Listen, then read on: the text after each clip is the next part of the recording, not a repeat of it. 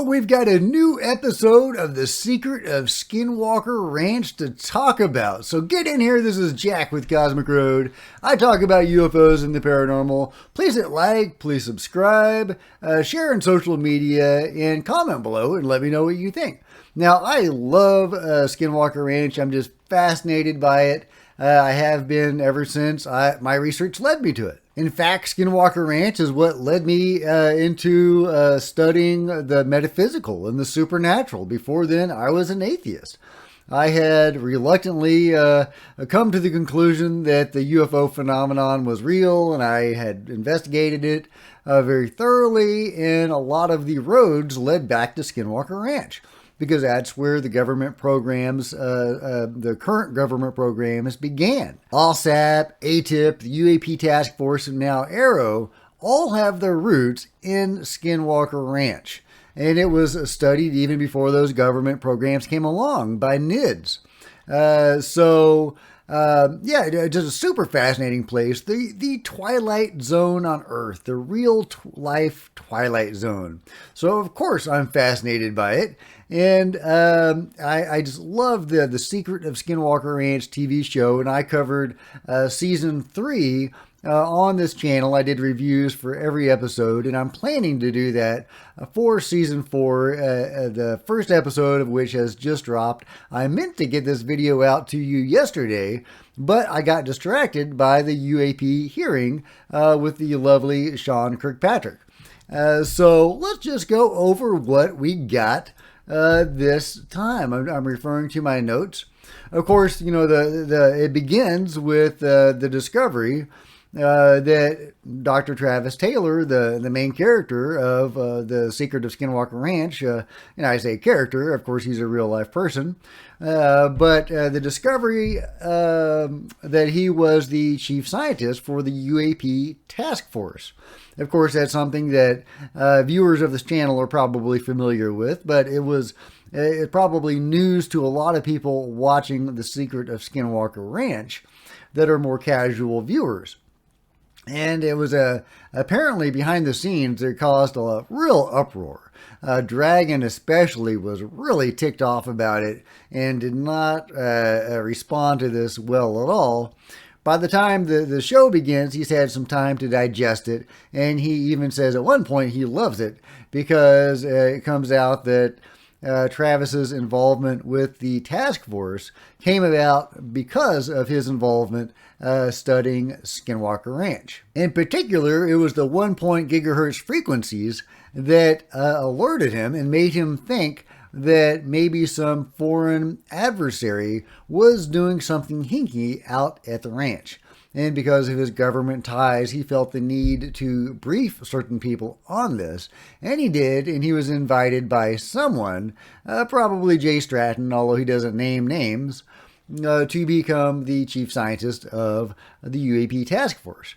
And after Jay Stratton was replaced by Bray and Moultrie, they discarded what Travis had to say, at least in regards to the flying pyramid video over the U.S. warships. And he said it was a genuine anomalous object. And they threw that out, threw out the findings of their chief scientist, and declared on their own that it must be a bouquet effect, a lens artifact, and it was not an anomalous feature, and not an anomalous object. Or in this case, I think there are actually multiple objects, which is the same sort of narrative that Sean Kirkpatrick is now pushing. So, that's who we're dealing with. Arrow, U.A.P task force, they have become another Project Blue Book. Very, very sadly, a government program designed to discredit the UFO phenomenon, not actually to study it and to find answers for it, which is what Arrow was created to do, to study the UFO phenomenon, to find answers for it, and to reveal as much as they could to the public. But anyway, so he became the chief scientist for the U.A.P task force, and there was a big uproar about it behind the scenes among the Skinwalker Ranch crew. And but they have dealt with it, and they have moved on as of the filming of the first episode. In any case, Travis Taylor apparently has retired from government service and is now in the private sector. We know that he and Jay Stratton have joined forces and are now with Radiance Technologies, which is getting a lot of money from the government, possibly to, in part, reverse engineer UFO technology. That was suggested by George Knapp, and Travis Taylor even admitted that if he was brought UFO technology to reverse engineer, he would be very happy to do that. So, it's exciting times. Hopefully we'll actually get some information, some real information, and not the BS that we've been getting from the likes of Sean Kirkpatrick. But anyway, moving on to their first experiment that they do in this episode.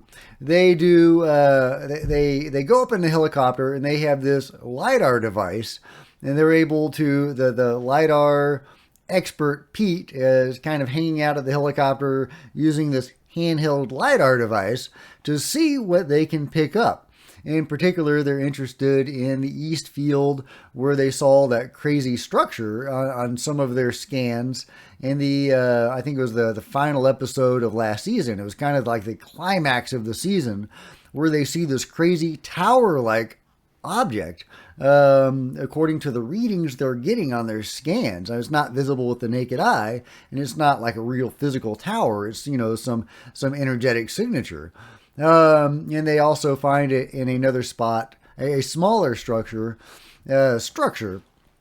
energetic signature in another part of the ranch. But the big structure was over the stone circle or spiral that Indians or Native Americans long ago erected, and they were doing rituals there. Possibly to create a portal. I think the idea was they were holding back some great evil from the ridge. And that's what their ceremonies were designed to do. At least that's, I think, what we were told in the last season, which is fascinating that they were using these shamanic rituals to interact with these cosmic forces. And I've seen that done in my own life at ayahuasca retreats, where the shamans are using these rituals to do real things that can affect physical reality and also spiritual reality as well. So I've seen that personally, and I can testify to the reality of that. Whether you believe me or not is up to you. Let's see. So yeah, they go up in the helicopter, and they have a crazy experience. Something is buffeting the helicopter. There are no winds, or at least no strong winds, but the helicopter is rocking from side to side, and back and forth, up and down, and it's really anomalous activity or behavior that kind of disturbs them. And I wouldn't want to be in a helicopter that supernatural forces were knocking around either. But they are able to get some readings.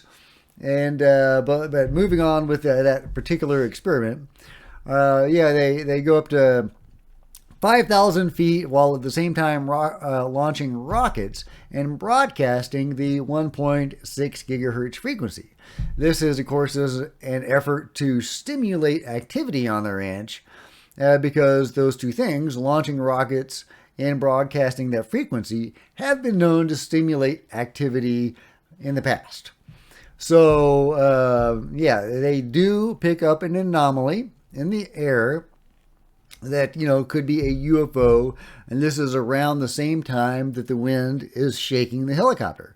So is that anomaly that they're picking up a physical craft that is cloaked somehow and that is moving their vehicle? And this is right above the east field where the stone circle or spiral is.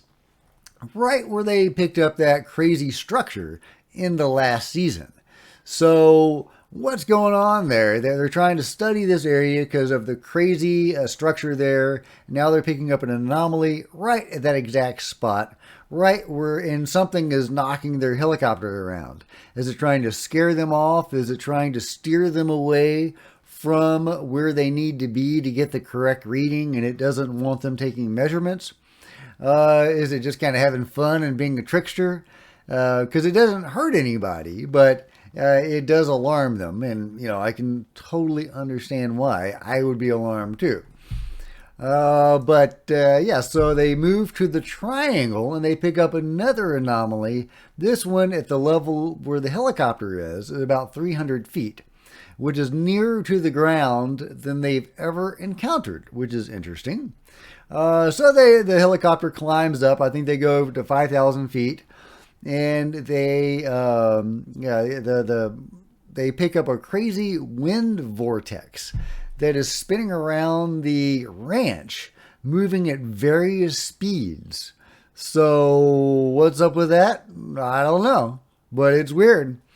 And of course, they launch the rocket over the triangle. I think they also do the 1.6 gigahertz frequency at this time. And this is when the vortex starts to form, and they pick up that other anomaly. And so they examine the LiDAR readout, and their LiDAR expert Pete says that the anomaly may have been a ghosting effect of the LiDAR equipment, that it may or may not be a genuine artifact picked up by the LiDAR, but interestingly, that ghosting effect or anomalous reading, whatever it was only picked up over the triangle, right when these crazy things were happening.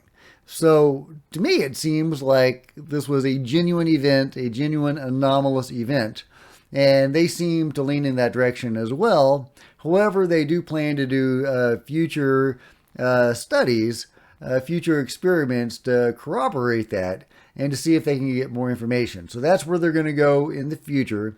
So that's pretty much the extent of this episode, is dealing with kind of the fallout from the revelation that Dr. Travis Taylor was in fact the chief scientist for the U.A.P. task force, and then doing this particular experiment where they take up the helicopter and do these LiDAR scans and then have something knock their helicopter around.